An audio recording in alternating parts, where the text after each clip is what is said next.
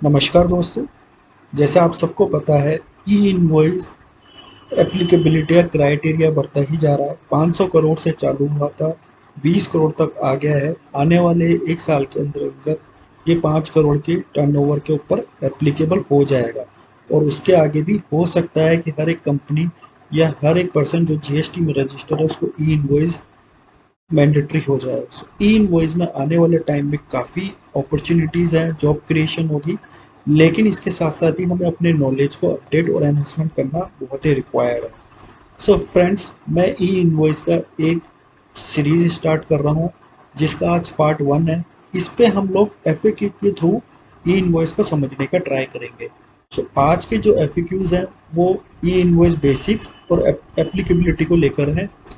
सो देर ना करते video start करते हैं। फ्रेंड्स, बेसिक में सबसे पहले हमको ये समझना होगा कि ई इनवॉइसिंग का मतलब क्या होता है। फ्रेंड्स, गवर्नमेंट ने रूल 48 सब रूल 4 ऑफ सीजीएसटी का उन पर्सन को नोटिफाइड किया जिनको ई इनवॉइस जनरेट करनी थी।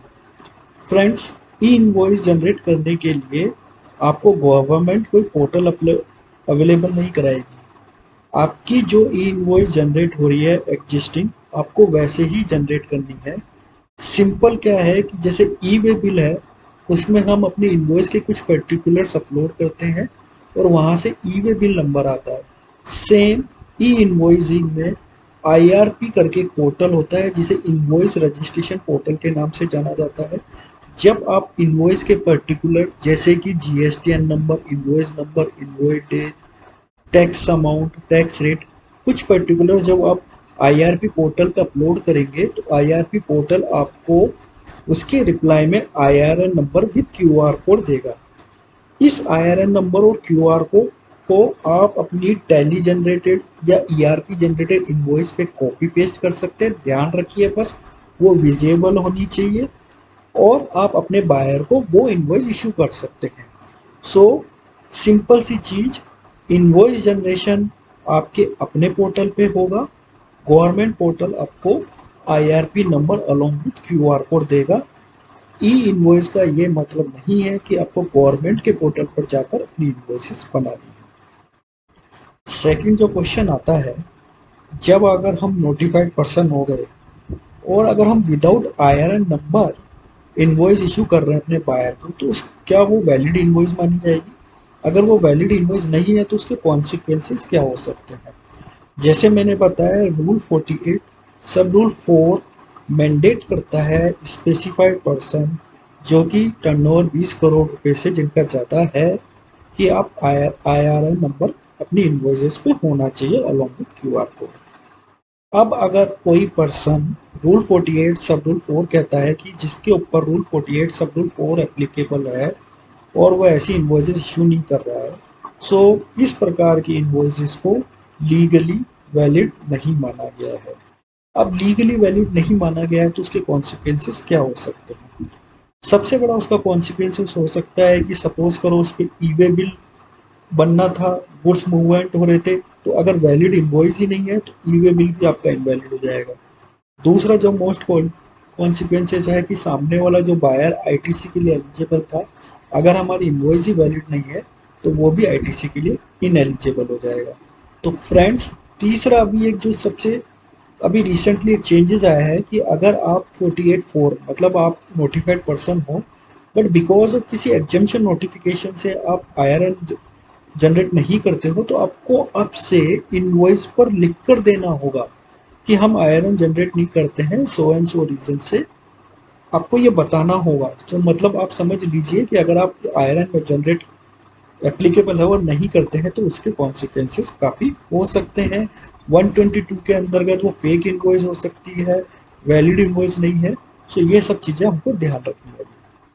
अब फ्रेंड्स, हम बात करते हैं एप्लीकेबिलिटी की।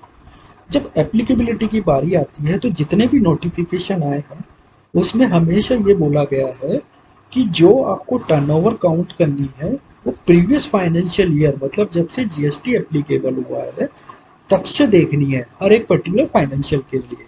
सपोज करो आपकी, हम जुलाई 2022 में चल रहे हैं, 1 अप्रैल 2021 से 31 मार्च 2022 तक आपकी टर्नओवर सपोज करो 1 लाख रुपए थी, लेकिन उससे पहले सपोज जुलाई 2017 से मार्च 2018 में आपकी टर्नओवर 100 करोड़ थी। सो आपको ई इनवॉइस एप्लीकेबल होगा किसी भी एक फाइनेंशियल ईयर के लिए, जो है वो टर्नओवर काउंट की जाती है। दूसरा क्वेश्चन ये आता है कि सपोज करो जैसे मेरी नई यूनिट है, अभी एस्टेब्लिश हुई और पहले ही महीने में जुलाई 2022 में मैंने 500 करोड़ का टर्नओवर कर दिया। सो क्या मेरे पे ई इनवॉइस एप्लीकेबल हो जाएगी करंट ईयर से? जी नहीं दोस्तों, ई इनवॉइसिंग जो होगी वो नेक्स्ट फाइनेंशियल ईयर से आपके ऊपर एप्लीकेबल होगी अगर आपका करंट फाइनेंशियल ईयर में टर्नओवर थ्रेशोल्ड लिमिट को क्रॉस कर जाता है, जो कि अभी 20 करोड़ रुपए है। तो इसके लिए आपको नेक्स्ट फाइनेंशियल ईयर के अंदर जो है आपको ई इनवॉइस एप्लीकेबल होगी। अब यहाँ पर बहुत बार आता है कि जो हमें एग्रीगेट टर्नओवर का कंसीडर करना है इनवॉइस एप्लीकेबिलिटी के लिए। अब एग्रीगेट टर्नओवर आप समझते हैं कि अगर एक पैन में मेरे 10 जीएसटीएन नंबर है तो 10 जीएसटीएन नंबर की टर्नओवर मेरे को लेनी होगी। अब सपोज करो उसी पैन में एससीजेड यूनिट है और regular DTA domestic tariff unit है। एससीजेड यूनिट ई इनवॉइसिंग से एग्जम्प्ट है, जो हम आगे देखेंगे, और डीटीए यूनिट ई इनवॉइसिंग में आती है।